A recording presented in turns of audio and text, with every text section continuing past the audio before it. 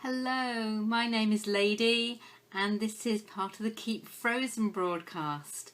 Great to see you again, and I'm just looking at loving, how we love each other. And it got sparked off because there's a phrase that's going around our church at the moment about love on. Go and love on each other. Go love on another person. Go and love on everyone who's coming in.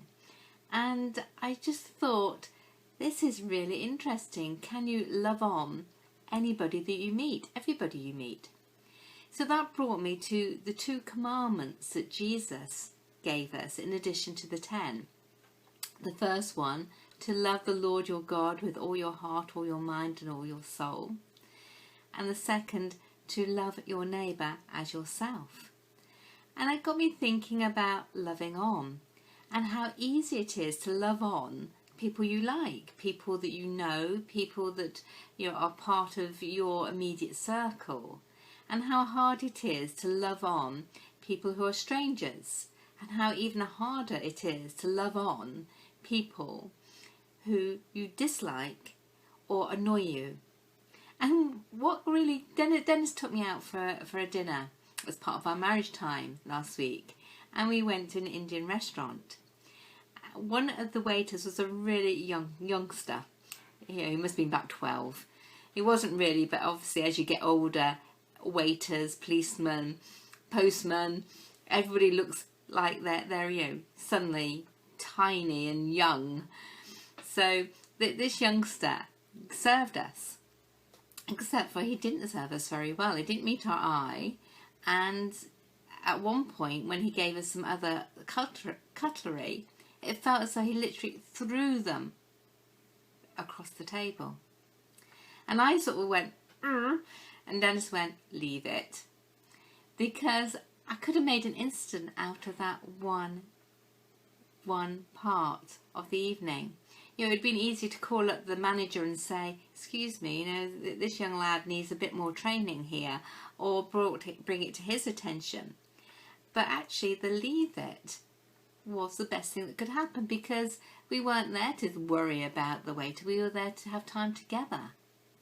And I wondered how quickly and easily other instances come on, and I wasn't going to be loving on that young lad by complaining about him.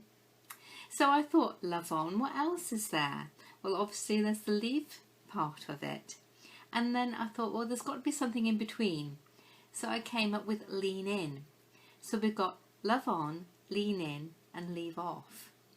Love on, I think we've all got that. It's about being the best we can to serve other people, to really love them and to do whatever we can to make their life better.